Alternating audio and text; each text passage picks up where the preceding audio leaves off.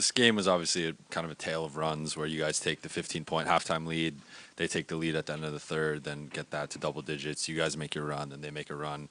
Where did you see the game kind of slip away in the fourth? I thought the game slipped away in the third. I just thought we came out flat.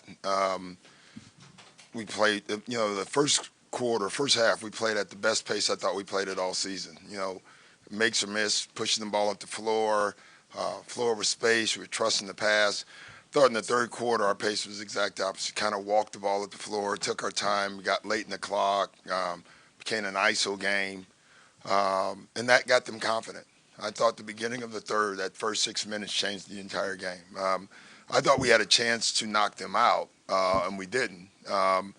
And then I thought in the fourth quarter it was more our composure. I thought we just lost our composure overall as a team. It happens, but it shouldn't, and it's a good learning lesson for us.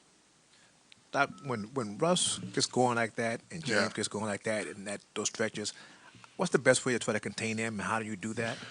Well, whatever it was, we did not do it. I will say that. But Russ changed the game. I mean, Russ and Tucker, I thought, were the two guys that changed the game for them. I thought Tucker's defense and just overall toughness on everybody. Whoever he guarded, he got every loose ball, he got steals. I thought just his defensive energy and his intensity changed the game for him. And then the biggest run they made was when James went out, and that was with, they had a bunch of guys on the floor and Russ. And Russ decided, I'm taking this game over, and all the other role players played their role for him. They did a great job. So we talked about that this morning. When James goes out of the game, Russ becomes, Oklahoma Russ, and we didn't handle it very well. Hey, Coach. Statistically, the game was kind of even. Field goals, I think rebounds, they got the advantage of you guys. What do you contribute to them getting more rebounds? The effort. It was pretty close overall. It was going to be a long rebound night. I thought in the first half we did a better job. In the second half, they got every loose ball. Turnovers. Beginning of the third quarter or fourth quarter, I thought we had 5 turnovers. Just bring the ball up the floor. They were just flying around. I just thought their intensity and their ability to get into us changed the game. PG and Sham were the biggest part of that big fourth quarter run. Yeah. And then after that timeout, they didn't really seem to get that many touches. Did they do something different? Was something you guys? No, we run the same stuff. I mean, but they're not just going to keep getting the same shot. They're pretty smart on the other side. But still, even in that, I didn't think we moved the ball. I just thought we became very stagnant. That's on me. I told our guys, when that happens, I got to get us in better stuff to get us better spacing. Then their part in it, then we got to move it and trust it. I didn't think we did that. Shem got the first shot basically because we just draw and kick, moved the ball. I think it was Pat Beverly, just got to the paint, kicked it out, 3. That's when we're really good, when we play that way.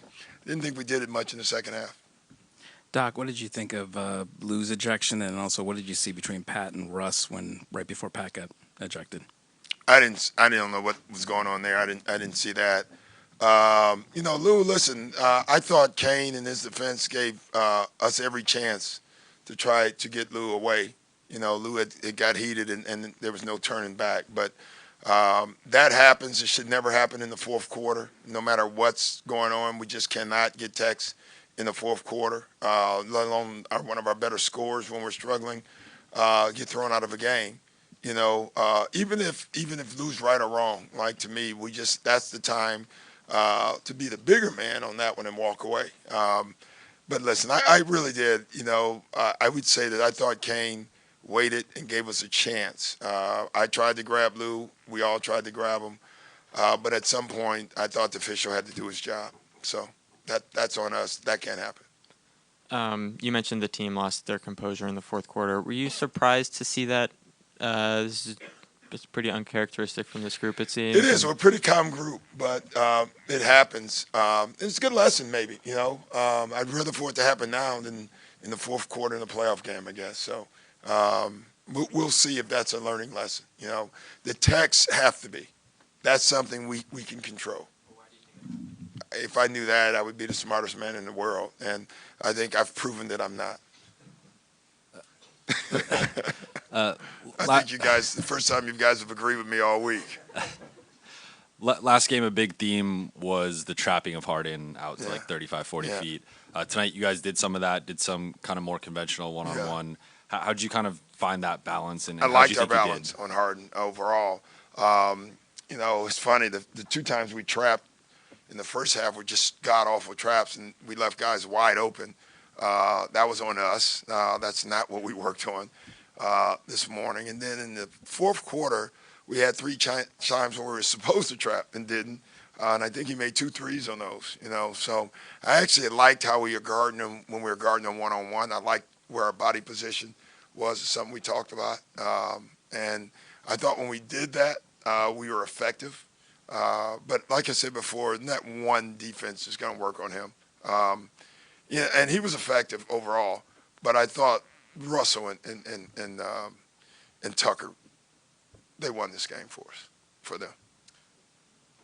Anytime a team plays Houston, there's an obvious emphasis on stopping Harden, the top scorer in the league. Is that same attention on Westbrook as well? It is, you know, it is. And we talked about it today. We said this is I actually said almost that. I said we give so much attention to Harden, we forget the other MVP that's on their team. And you got to respect him and play him the right way. I thought we lost our discipline a lot on him tonight, especially in transition. You know, we were jabbing at the ball in the backcourt. Once he gets in front of you, you're not catching him. At least nobody that I've seen. And I thought that happened over and over in the second half. Doc, how critical was it losing Pat Beverly at that 6th foul? And did you see it's always it's critical losing Lou, it's critical losing Pat, but again, that was us. Like, that was our mistakes. I told Pat, you got 5 fouls. We got to be more solid. Honestly, did I think that was a foul compared to all the reaching and going on? No. But it is what it is. But losing Pat any time in the game, it's critical for us, and losing Lou is just as critical. I mean, obviously, Lou's usually even keel, doesn't usually react that way. When you see that, did you consider challenging the call at all or anything like that? No. I mean, I didn't. I saw it, and I didn't think it was a foul, but it was a reach. And this is why I don't like the challenge rule, because it's got to be almost so clear that it's not a foul. Otherwise it's just the call's going to stay. That's part of the reason I don't like that challenge.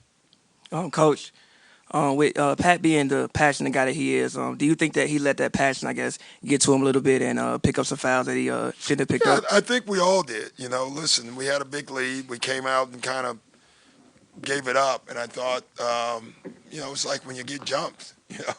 I thought that's what happened. We didn't react to it very well. So I think it was all of us. Landry's threes in the fourth, was that kind of the most you've seen him look like the Landry of last season, and kind of what you guys have been missing? He looked great in Chicago too. He played great in the first game. Last game he didn't play as well. But Landry's going to help us. He's going to be a big factor for us. When he came in the game, every time the game changed in our favor tonight. So I was very happy with him overall. Doug, there's always so much drama and emotions when the Clippers play the Rockets. How you expect this rivalry to continue? Protect the tunnels. If we do that, I think everything's going to be good. So, I don't know what it is. It is something for sure.